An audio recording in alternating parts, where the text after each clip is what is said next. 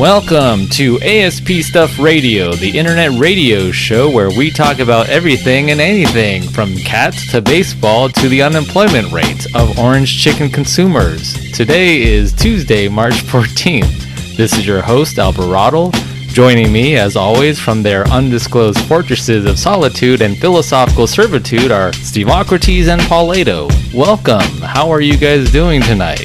Very good. Good. Doing good. That intro sounded very familiar. It did? Yeah. Why are we still stuck in solitude? I don't want to be in solitude anymore. Because sometimes, technically, Paulato's not always in solitude. We'll see a little, Little munchkin running around in the back. So we know he's not in solitude. That's true. I would expect some cats in the back from Alberotle's background, but I never see them. So They're locked out. Not complete solitude. but it's philosophical servitude. Oh, That's definitely in play.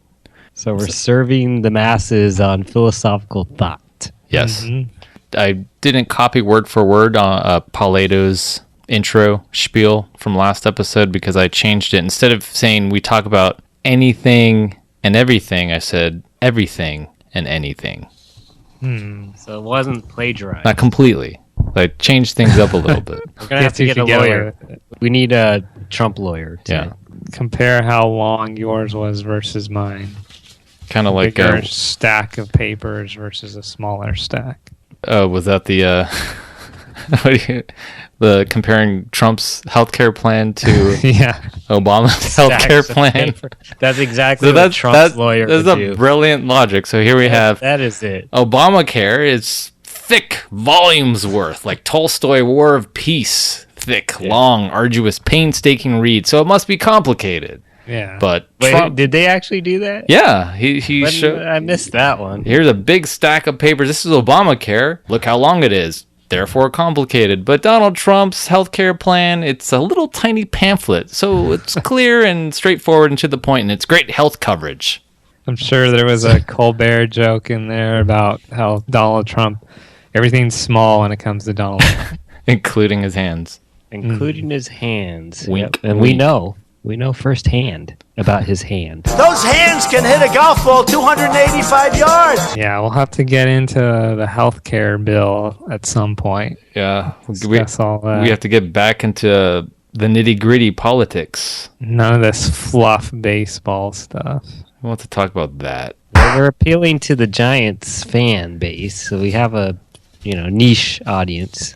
Yeah, a large audience of Giants fans tuning in tonight. Speaking of Giants fans and baseball, we need to get right into our main topic. Well, continuation of our topic from last episode where we, was it the game where we had to predict what Bochy would pick for the 2017 baseball season, the 25-man roster? Yes. Yeah. Okay, Yes. so Paulato and I have already done that. Yes, one of Bill Gates' UFOs sucked me up for half of the episodes. Yeah, I'm back. but you're back. So we would like to hear your take on what you think. But everyone has to, if you want to hear Alberotle and my take on the roster, you'll have to tune into the last episode. Yeah, so do that right before you continue listening to this episode. Make sure you review our picks. So Steveocrates, let's hear your roster pick. My starting rotation: Mad Bum is number 1. Cueto is 2. No surprise. I think I have this reversed, but I still had Shark for some reason 3, but I believe Moore will take his place. So 3 and 4, Michael Moore? No, Matt Moore. Michael Moore, the filmmaker. The filmmaker. I don't know if he's fit for that. Bartolo Colon can pitch. I'm sure Michael Moore can pitch. Michael Moore. Well, his heart probably isn't fit. Number 5, I don't think I picked the right one, but it's Suarez. Andrew. Albert. Suarez. No, so that's Albert Suarez. So what do you guys think of that? Paulato chose Matt Cain as a fifth. Well, I was going with who I think. Oh, he'll right. pick. I don't know. Well, I'm kind of going with what he thinks too. I think Alberotle went with who he. I went with what I wanted, but not. I don't think I played the game right. That's a little. That's a different approach. It's all right. Who do you want Bochy to pick? Because I would have gone with Ty Block. But Yeah, I think I would have. Now that I think about it, you do make a good point about the Doyers and his ability to get the Doyers out.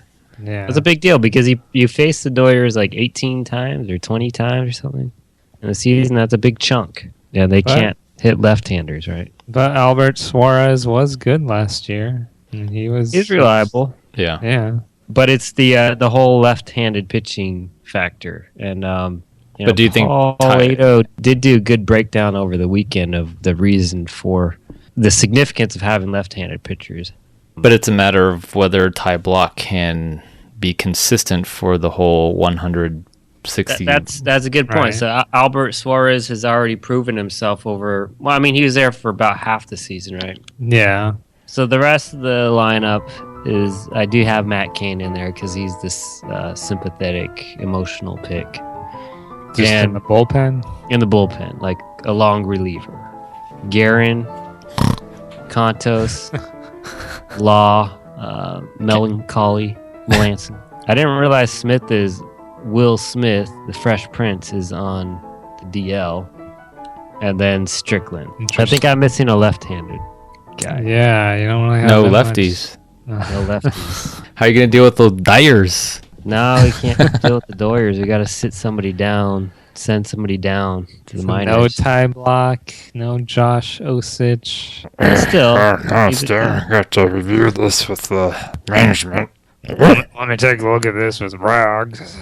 I don't think he's gonna like stuff. well, I mean, I think Make if some I had to changes. replace somebody, it would be Block with Suarez, and then I think I put Osich. Who could I put Osich for? Smith right now? I don't know. How can I get rid of Matt Cain? How can I somehow get rid of Matt Gotta Cain? cut him. We can't get rid of Kane. No, I We need Kane. would The actually Giants. send Matt Cain down. I think Sorry. Yoda's trying to say something. What was Yoda? What do you want? Kane's he's a homegrown Giants. Wow. I know he sucks, he is. but sucks he is, but fan-like. Like It's like a caveman. Yoda, Louis Armstrong combination. So I might have to, and I actually do have Osich crossed out. Yeah. We'll see how much you regret that. in I a have couple- block crossed out too. So we'll have to get back to you on that one. And for my catchers, I only have 2 catchers. I didn't realize Hunley was in there, was part of the Giants now. So I still have Brown, obviously Posey. The good point is Brown did have the break up a no-hitter way back when, towards the early part of the season last year. He hit this big home run, and that let them win the game. Against Stripling. Was it strip? Oh, the Dodgers. I Yeah. I remember that. That was early in the season. Way early. For one of the first games. That was his A month. one big hit. He might have had another big home run.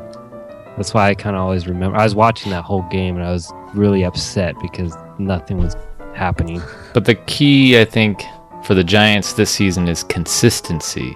I With- think. The word of the season. That's the word of the season. Consistency. With what? Everything. Because- Everything. Yeah, Like the first half, That's if you're going to have secret. good hitting in the first half, make sure you have good hitting in the second half. If you have great relief pitching in the first half, then make sure you have that in the second half. If you could just figure If you're that not out having any for injuries in the everything. first half, don't have any injuries in the second half. That's like the insightful thing that If Casilla fucks up, if Casilla makes a mistake the first time around, make sure you don't put him in the next time. I mean, so you don't have those platelet moments or a couple platelets go through Bochy's head. Yeah, but I don't mind. I mean, it's sort of worked for them having these really good first halves and then sort of crappy second half. To build a It was cushion. just last year's second half was really bad. 2014, they sort of weathered that storm. I mean, So I don't they're- mind the hot first half because you Yeah, but build there up- it was Well, weird how the Giants' first half was historically good. For the 2000 last year, yeah. Yes, they set a record. And then they set an And abysmal then they record. set another record. The second half, So opposite direction. yin and yang. Yin and Yang will balance each other out. Hope Hey, you want Well- Huang on the team? Who? Hoing Yeah. seems like a good addition. He's got some pop. Yeah. Got that big uppercut swing. Whoosh, South Korean swing. Why do you have to be so racist, Paulato? What are you saying about Koreans? Are we? Even Are we Lilocrates supposed to- disagrees with your bigotry. All right, anyway, so to continue with your... Okay. So you got your catchers. And then my infielders, Belt, Panic, Nunez, Crawford, Gillespie, and Tomlinson. Paulato did not pick Tomlinson. He picked No. Jim Rollins. Yeah, I went with Jimmy Rollins. Jimmy but- Rollins. I just think Clark Kent has had enough Superman moments to earn his spot. Then again, why would they bring in... There's no reason they would have brought Rollins in if they weren't going to actually put him in there. They brought Rollins in. They brought, what's that other veteran? Aaron Hill. He's there.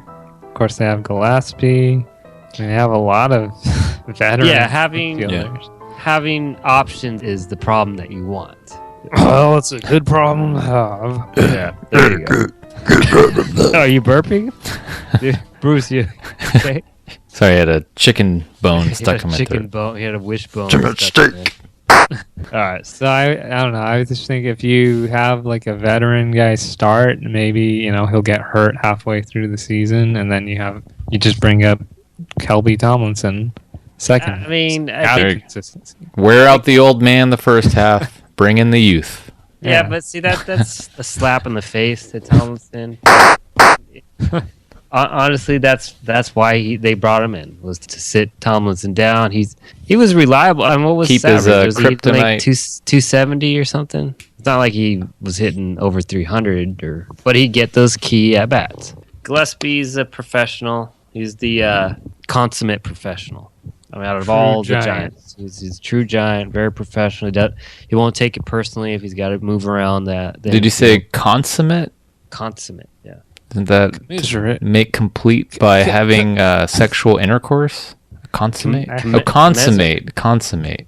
How does it? Commiserate. Commiserate. Commiserate. Commiserate. The However, It's a consummate, like a verb, like to make complete a I marriage. think consummate just really means To make complete. solidify an agreement. Yeah, but I guess it's mainly used to refer to Yeah, that's the. true. I don't Back in the medieval times, you consummated marriage. Let's consummate the marriage.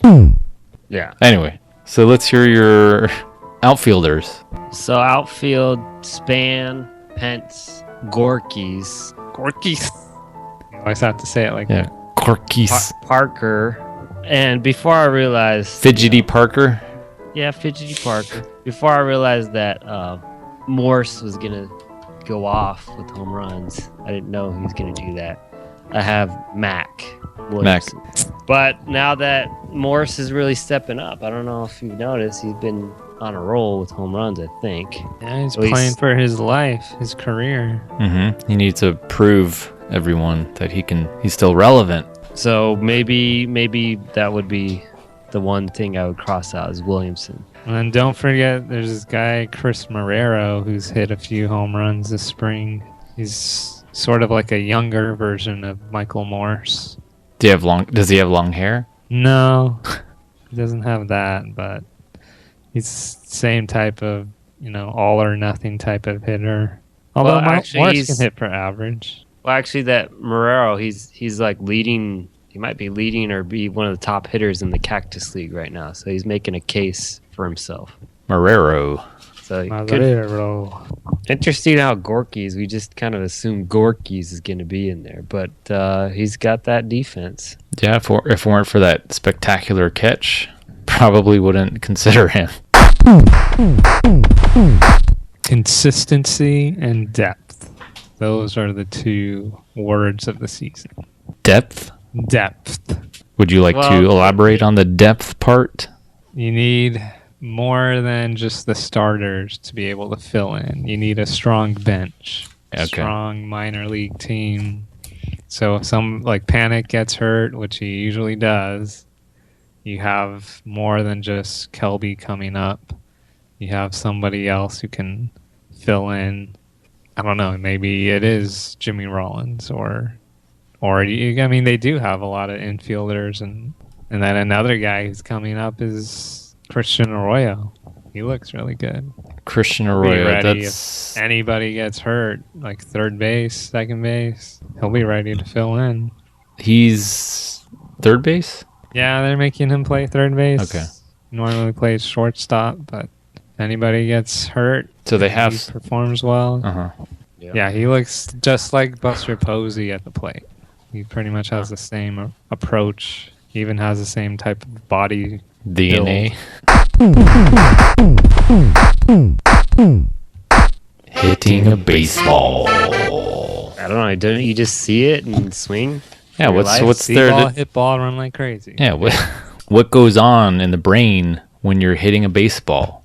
I wanted to tie this in with some Zen Buddhist principles to hitting a baseball, so we can look at it from a scientific standpoint and a philosophical standpoint. But let's play the NPR clip first. To hit a pitched baseball is considered one of the hardest feats in sports. Batter has just milliseconds to figure out how fast the ball is thrown, where it'll cross the plate or not, and if he'll swing or not, and how. A couple of neuroscientists are studying the brains of baseball pitchers to measure how they react to pitches. Jason Sherwin is co-founder of DeServo, a company that specializes in high-speed decision-making. He joins us now from New York, the capital of high-speed decision-making. Thanks so much for being with us. Thanks for having me. You've been working with a couple of Major League ball clubs? That's correct. So I know you can't tell us the names of the teams, but what kind of work do you do to figure this out? Well, what we do is we're looking at, on a neural level, how batters make decisions on recognizing pitches or recognizing balls and strikes. And we do that by looking at the brain activity when they're deciding on pitches that we simulate for them on a video game. Can you explain to us how the brain works when a ball is thrown? Generally, what's going on is that your visual parts of the brain are figuring out whether this is a pitch to hit or not. And then they have to connect that to the motor parts of the brain. Those are the parts of the brain that allow you to move. And when your visual processing says, this is a pitch I want to hit, it will then connect to the motor parts of the brain that allow you to then swing the bat and hopefully make contact with the ball. And how much time are we talking about? I mean, from release of the pitch until it gets to the plate, 95-mile-an-hour fastball is around 425, 450 milliseconds. Now, on the other side, it takes 150 milliseconds on average for a Major League Baseball player to get their bat around. So we're really shaving tens of milliseconds here in terms of in the middle where you have to decide on whether this is a pitch to hit or not. Are you deciding, or does something else kick in? Is it a learned reaction? Is it reflexes? What is it? It's mostly a learned reaction. I mean, there's some amount of reflexes, but in this case, it is a learned thing. Nobody is born with a gene for knowing how to hit a baseball, and it's something that's learned over time and is improved with experience. Now, people have mocked Yogi Berra for years for saying, how do you expect a guy to think and hit at the same time? But he was on to something, wasn't he? He was absolutely onto something. When we first started doing this work, we started seeing that when subjects were getting the pitches wrong, they were using the frontal parts of their brain too much. The frontal parts of the brain are mostly involved in deliberate decision-making. And when they get involved, they slow down the speed of your decisions. And when you're up at the plate and you're facing a 95-mile-an-hour fastball and you got tens of milliseconds really to decide on whether you want to hit this thing or not, that's where that deliberate thinking is a problem. So Yogi was really onto something there. Jason Sherwin, neuroscientist and co-founder of DeServo. Thanks so much for being with us. People who think too much are not good hitters. That seems to be one of the implied conclusions from that Yeah. piece. So Buster Posey does not think a lot. Not once the ball's released. So we could see how many baseball players from the Giants who delay or don't react as well, and say Cartel. that because they have a Cartel slow time. reaction time, it's because they're thinking. Yeah. If you were to attach their brains to electrodes, Who on the Giants are not good hitters? Is that what we're... well, who think too much? Because according to this research, Well, I Right. think the bad hitters, right? No, who are you, the so poor- you need. So this is what I think. You have to prepare first, right? You have to be able to know what you're gonna do going into the at bat. But then once Well, you're up didn't there, he didn't you talk react. about that. He didn't talk about the preparation, right? He just No. talked about the decision from the point that the ball is released. So what's your point? Maybe like with Buster Posey, what he's doing, because Buster Posey is a very good hitter. Yeah, so he knows, okay, going into this at bat, I'm going to look for this pitch and this count. If I don't get it, then I'll just react. So he'll cut out that thinking time by knowing what he's looking for. Mm-hmm. Where other hitters just think, okay, I'm not even going to prepare. I'm just going to react. Like Pablo Sandoval was the type of hitter who just reacted, and he would just swing at whatever. But would you say that he thought a lot, that thinking was involved in his batting? I think that's why he was capable of hitting so well, because he didn't think. Him, Hunter Pence, they don't really think, they just react. But they don't prepare as much, and that's why they're not necessarily as consistent as someone like Posey. Is Buster Posey a better hitter than Hunter Pence? Paulato? He probably. I think so, yeah. Overall, he is. He's going to be more consistent because he's able to outsmart the pitchers more often. He knows what to look for and has a better approach, where Hunter Pence is more of a reactionary type of hitter. So if he gets a pitch that he can hit, he can do a lot of damage with it. Who has a better chance of hitting a home run? Let's look at it that way. Probably Hunter Pence. He's going to react more and just look to hit it hard. And those are the types of guys that you need in the playoffs, because you don't want too many just cerebral hitters who are preparing, just looking for certain things, and they'll just look to take that simple approach. You need some guys who are just going to swing for the fences every now and then and hit one out. That's why I wanted to bring up the baseball and philosophy book that I have. There's a really good chapter that relates some fundamental philosophical tenets of Zen Buddhism and martial arts in hitting a baseball. And according to the author, Gregory Basham, he says there are 7 key Zen Buddhist principles that can apply to hitting a baseball. So I think Paulato mentioned a couple of them. So the chapter is called The Zen of Hitting. Here are the 7 principles: relaxation, patience, visualization, practice, self-knowledge. This term in Japanese, kime, means tightening of the mind, and then mushin, meaning no mind. No mind. No mind. So I think that last one is no mind. No mind. Now it doesn't literally mean no mind, not having a mind, but no thoughts, in particular negative thoughts. So if you're worried too much about your performance, how you're gripping the ball or your hitting stance, then this could interfere with your ability to hit well. The no mind, I think, plays a role in describing Hunter Pence, maybe. Mm-hmm. So not having negative thoughts or any particular thoughts, concerns, or worries that might negatively impact your hitting abilities. And also kime, or tightening of the mind. So again, you're not literally tightening your mind. Instead, the principle emphasizes concentration and focus. Here's a great quote from Bruce Lee on this principle, a great martial artist. He says, "Exclude all extraneous thoughts that are not concerned with achieving your immediate goal. A good martial artist puts his mind on one thing at a time. Like a Zen master, he is not concerned with the past or the future, only with what he is doing at that moment. Because his mind is tight, he is calm and able to maintain strength in reserve. And then there will be room for only one thought, which will fill his entire being as water fills a pitcher." So how do you think that's important in hitting of 90-mile-hour fastball flying right by at you? Tightening of the mind. Would you say Hunter Pence has that attribute? I mean, I think with Hunter Pence, he's a good fastball hitter.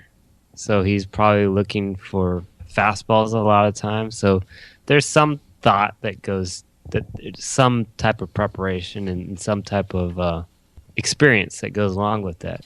So he knows that that if a pitcher decides to throw a fastball, they're taking a risk because he can be on it. I think for the most part, Hunter Pence is like that. He does free his mind, like the Matrix. Yeah. He clears up his head, and this is when he's in a positive mood, right? And so he can just let it loose, not think, and just go up there, swing, get a fastball, and hit it out.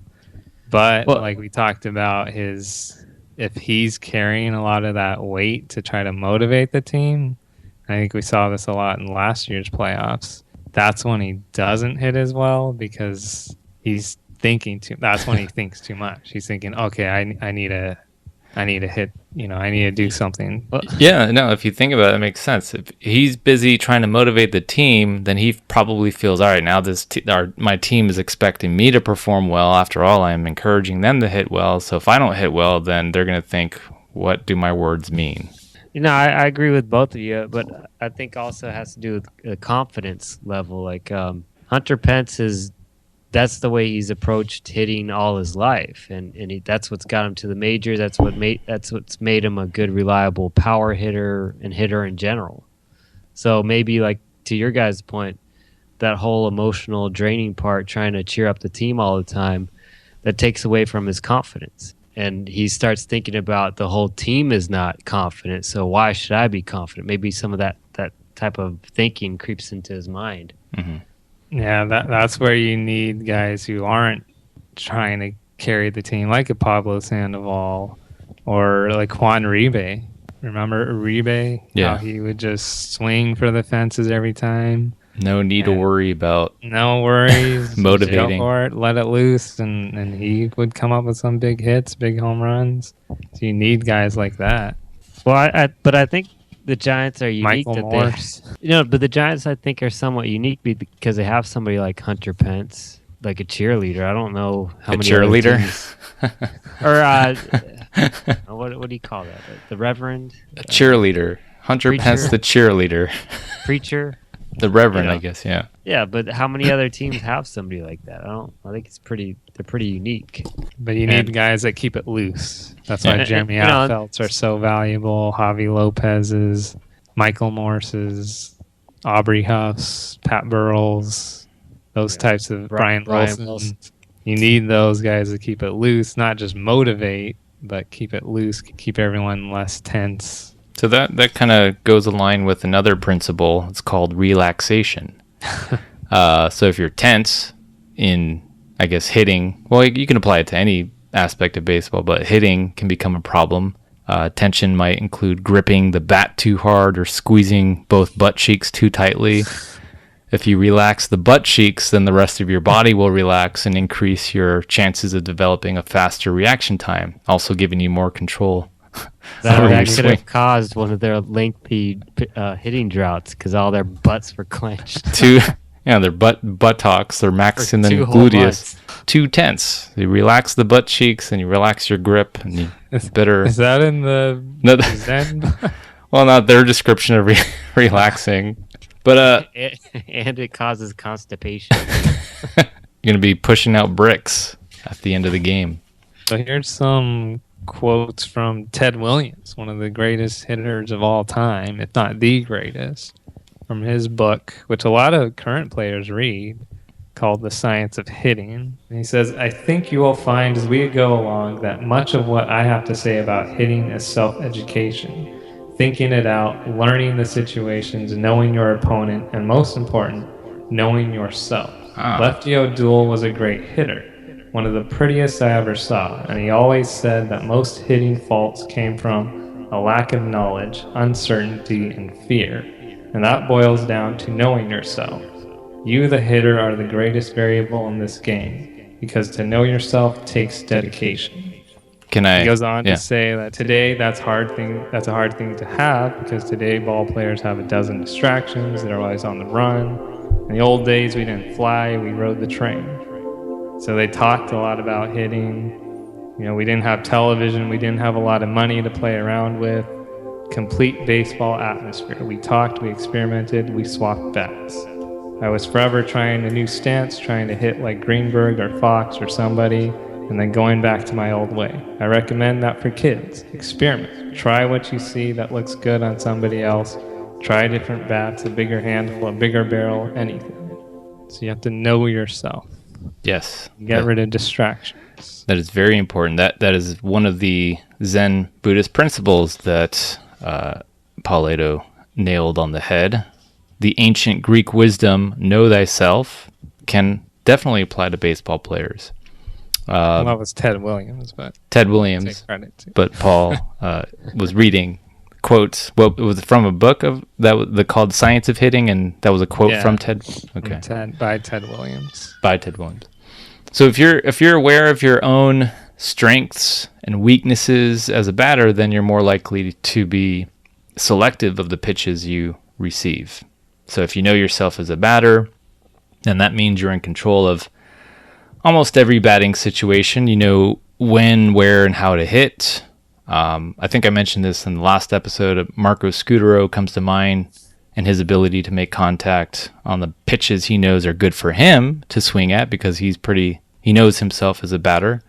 He's aware that he's not a home run hitter or a power hitter, and so he Little guy. So he focuses on pitches within his strike zone. So you have to master the strike zone, of course, but because he's aware of his strengths, he's able to put the ball in play at key moments. I've had a lot of little guys like that, like Freddie Sanchez and now Joe Panic. Mm-hmm. Sort of, they call stay within themselves. Don't try to do too much. Take what the pitcher gives you. Don't be like an Exianza where you just focus on impressing your girlfriend. Is that how he is? I think that kind of translates to other aspects of life. Know thyself. With basketball, I'm more of a outside shooter. I'm not a post player that's going to muscle a bigger player. That's not my strength. So once I try, with a 300-pound guy in the paint, if I try doing that, that's not going to do myself or my team any favors. And if I stop making my little outside shots, then I'll be, more inclined to start passing it off and let other people use their strengths. And the other side of the coin is, if you know your own weaknesses, like, for example, the post game or whatever, being in the paint, you can work on those weaknesses and get better at them over time. One of my strengths in basketball is rebounding. I'm the rebound guy. Vicious rebounder. Yeah. Yes. So stick to it. So I just stick with that. That's all I do. No one gives me the ball to shoot, because I suck at making shots as a team when I play as a team. But but also even with not just in sports, but like maybe with a job or something. Like, we have a brother-in-law that's is good at real estate, and he's very good, and he's outgoing, outspoken, and that caters to selling homes, because you have to talk to a lot of people. Whereas an introvert, like somebody that's going to be in engineering, they have to do a lot of analysis on their own. They have to take away all these distractions from other people, get a good analysis complete before maybe presenting it or giving input to some type of bigger report or something. So like an introvert, it's better to be sort of an engineer. That's strengths, weaknesses. You can know thyself. You can apply all of these Zen Buddhist principles to not just sports, but in life as well. Instead of playing a game, how about we close with our brief summary or discussion about the Motley Fool investment conference that Steveocrates and I attended last month on February 25th. Steveocrates 9C, my droid, and I had the pleasure of attending an investing conference in my neck of the woods, and it was hosted by the Motley Fool, which is a private financial services company based in Alexandria, Virginia, founded by David and Tom Gardner in 1993. Their popular slogan is, "To help the world invest better." But we're not plugging anything. No, we're not. Of course not. It's not like Chris Hill's listening to this episode or anything and why getting not? warm, fuzzy feelings inside. Fools. Yeah, we love you. Love you, man. We actually met one of the co-founders, Tom Gardner, and he signed one of their books that they've written. I have it right here. Should I read it? Sure. Sure. This is from the book, The Motley Fool $1 Million Portfolio, How to Build and Grow a Panic-Proof Investment Portfolio, free of Joe Panic. Albert, a pleasure meeting a true fool. Best of luck with investing and in life. Tom Gardner. very Called- heartfelt. Yeah. He called you a fool. A fool with a capital F. There's a He's the fool. philosophy of the fool in investing. That was nice of him. He was taking his time to talk to everybody that wanted to talk to him. He asked, or we said, "Oh, we're brothers here," and the founders, right? Him, Tom, and Dave Gardner, brothers, founders. So they kind of made that connection that we were brothers, and they started out investing together. So it was good of him. Yeah. You tell him your rags to riches story. I think we're still in the rag stage. Rags to mended clothes. Yeah, the clothes are mended. Rags to sewn rags. Patched together rags. But Tom is very, he's in the moment. He interacts with people very well. He has good communication skills. He's interested in knowing who you are, your background, what you do for a living. Yeah, I mean that's part of what is kind of drives his business or the Motley Fools because he wants to get rid of this whole stigma that investing is a scary thing that none of us should know about. Yeah. So They not really that at all. They definitely have a genuine concern or care for people to learn how to invest better, to educate them, and to at the same time amuse and entertain. And that's why it's called the fools, because the layman or the public, we're supposed to be the fools that don't know any better, whereas those wise pundits out there, they're the ones who are supposed to, we should leave all our money to them because they're wise and obviously they know more than us. But through his basic valuation fundamentals of these companies, it's really not that complicated at all. Any fool could learn how to manage their own money. It makes sense. Why give your money to idiots, or not idiots, but sharks? I mean, definitely they're educated, they know what they're doing, but you should be in control. You should be self-empowered. You should learn how to manage your own money. That's what their services are all about, educating the public and how to invest your money on your own. What they talk about at the con? So the conference, the two people that they interviewed, Tom Gardner interviewed Jay Cherie. She's a CEO of Arista Networks, a computer networking company that is headquartered in Santa Clara. And then Chris Hill interviewed Brad Stone, an American journalist and author of many books. His most recent one is called The Upstarts: How Uber, Airbnb, and the killer companies of the new Silicon Valley are changing the world. So those were the two main speakers of the event, but there were also several breakout sessions that focused on different aspects of investing, retirement, how to generate income through dividend stocks, options, learning. Yeah, and we participated in the options breakout that was ran by or Jeff Fisher was the one who held the discussion. We spent some time talking with Jeff Fisher, and he's pretty knowledgeable about options. We were trying to chase him away. There was a couple folks that were kind of like at his side at all times, so we tried to help him out there. Parasite fish. Yeah, that was one of the downfalls of the conference. I've been wanting to talk to Jeff Fisher one-on-one and ask him questions about some companies and investment ideas and philosophy, but these two guys were always there, huddling around him. Motley Fool groupies. Motley Fool groupies. Jeff Fisher definitely had a couple of groupies, but he was able to tell us about his experience when he met Orange Tea Donald Trump chicken. Yeah, that's also an interesting story we should share. So the other founder of the Motley Fool, David Gardner, and Jeff Fisher and a couple other people actually had the opportunity to meet Donald Trump in the late 1990s. Ooh. Yeah, they had shorted the company, right? DJT, the ticker symbol. At the time, so I thought it was interesting how even back then Donald Trump was full of himself. I mean, who names their company after their own initials? And his daughter Ivanka said, Daddy, this company Motley Fools that I follow, they're actually betting against our company. Can you go and scold them? And so Trump listened, like a good father would do, and he was like, hey, Mr. Gardner, why don't you come on over and explain yourself? Why don't you believe in us? Yeah, so Trump invited them over to Trump Towers to discuss his company, and I guess we should explain what a short means. Well, go ahead. You're more the expert. What's a there. short? Well, when you buy, okay, so the general idea is when you buy a stock, you believe that it's going to perform well. You're optimistic about its prospects. That's what it means to buy shares of a company. You're hopeful. That's the intent is to partake in the gains of the appreciation and value of the company.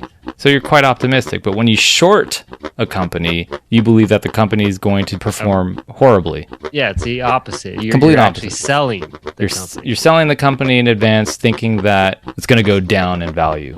So that's why Ivanka and Trump were upset, because they were saying that your company is not going to do well. Yeah. So, Mm-hmm. and to make matters even worse, Trump actually took money from his company or something. Yeah. I guess he borrowed money took from a his own loan company. Yeah. out of his very own company. So that wasn't a good sign. So not only did it not have good fundamentals from a business perspective, he was actually taking money from his own company. So that was, as soon as the fools saw that, they're like, yeah, this is a no-brainer.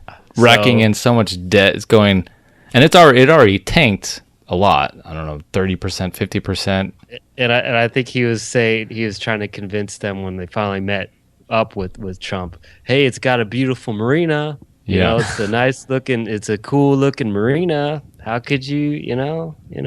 And so being the nice guys, they did actually buy back before it went out of business. But the fact is, it actually did go out of they business. sort of bailed out Mr. Trump. They gave Trump the benefit of the doubt. They thought, okay, well, we did earn a decent return, so let's go ahead and close the short and give Trump an opportunity to reverse the course of his company and see if he will actually replenish the debt. But it turned out that it tanked and went bankrupt. And I guess the CEO of the company was fired. Fired, yes. I can't I mean, remember. that's what Trump likes to do. Yeah, you're fired. So that was it. So that was it with DJT. Donald Jerk Trump. Donald Jerk Trump. Is what it stands for. So Steveocrates and I shook hands Jeff Fisher, and therefore Donald Trump. Therefore, we also shook hands through Jeff Fisher with Donald J. Trump. And apparently, he has a small hand. Those hands can hit a golf ball 285 yards. Yeah, so according to Jeff Fisher, Trump has small hands. So I just can't let that go, can they? So, no, it was kind of interesting to talk with Jeff. He kind of gave some good pointers, I think, about options, and that was an entertaining story. We were able to pull him away from his groupies for a little bit, but after we left, he was, again, the groupies went back. We also talked with Chris Hill. I think it was good because Alberotle really knows these guys from listening to the podcast. Chris Hill is the podcaster, right? The main broadcast podcaster, I guess. He hosts the Motley Fool radio show, Market Foolery. So daily podcast for about 20 minutes. So I've been listening to his show for many years. So it was nice to finally meet him. And ironically, they try to avoid politics. It's like the opposite of our podcast. So they don't talk about politics at all? No. I think he makes it a point that he doesn't want to talk about politics. So this is the Motley Fool podcast? Mm-hmm. Yes. But he had some good stories, too. He's from Boston, I think, and told us about one of his buddies or his dad's buddies that took this famous picture of Babe Ruth right before he passed, a couple months before he passed away. Iconic photo. I think it was at Wrigley Field. I think that's why he was asking. He was asking and if we'd ever been to Wrigley Field, but we just said, our other brother, Paulato, he's been there. So why did they take the picture of him from behind and not in front? Oh, he was, I guess his face was decrepit from... Haggard. He died from cancer, right? So it just... Instead of, I guess originally he wanted to take his face, but he didn't want to. He wanted to do justice to the legend himself, have folks remember him the right way, not with this kind of wrinkled, pruned up face or something. Alcoholic, smoker. Yeah, it's from cancer, so I don't know if it was from his bad habits or what happened, but probably didn't help. No, probably didn't help. Yes, so interesting. So it was nice to meet some foolish analysts and members of the Motley Fool. Yep. They do this every year? Is there another conference? They do conference every year, different cities throughout the United States. I can't mention this one because it's top secret information. Where this is in a dry location. Very dry location. Yeah. Very arid. The air. Stifling air. That's where your fortress of solitude is located, right? Yeah. Inhaling all the particulates in the atmosphere. So shout out to Chris Hill, Jeff Fisher, and Tom Gardner. Maybe one day they'll listen. Yeah, maybe in 20 years they'll dig up this one episode where we mentioned the Motley Fool. Who knows? They did seem to express an interest in ASP Stuff Radio, both Jeff Fisher and Chris Hill. Did you send them a clip? I sent them the website. I sent them an email. Did the site traffic go up? I did see some increased hits, so I'm assuming that one of them was checking it out, surfing it. So we increased from 3 to 4. Yeah, that was it. Well, seriously, no. So before I sent the email, 0 hits, and then within the next like 12 hours or so, there was 8 hits. Immediately, Chris went in. I gotta listen to these guys. So listening is like, whoa. Hold on. Okay. Well, about these Motley groupies. Let's pretend I didn't talk to these people. Yeah. Especially if they listen to that turkey episode. Masturbate male turkeys. Turkey jerky. Yeah, that might scare them. Yeah. Masturbate male turkeys. Used up all the time. So that is it. Any final thoughts? Closing thoughts, remarks, insightful words of wisdom to feed your audience members. Know thyself. Paulato. Consistency and depth. And it's pronounced kaka, not kaka. There we go. That'll make insightful. That'll make sense in our next episode. So stay tuned in suspense. All right. So and with that, we are all stuffed up. Masturbate male turkeys.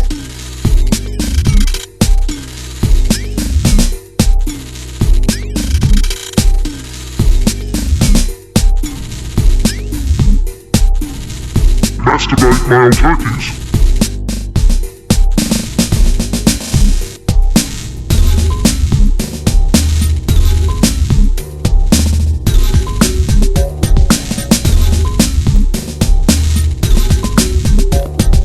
Those hands can hit a golf ball 285 yards.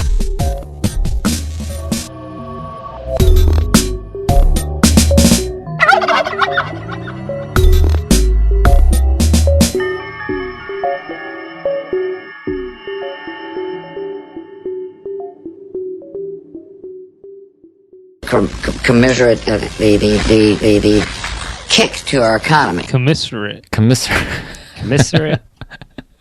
However, It's a consummate, like a verb, like to make complete a marriage. Maybe we could have somebody look up the proper. Maybe I'm adjective. thinking of a different word. Yeah.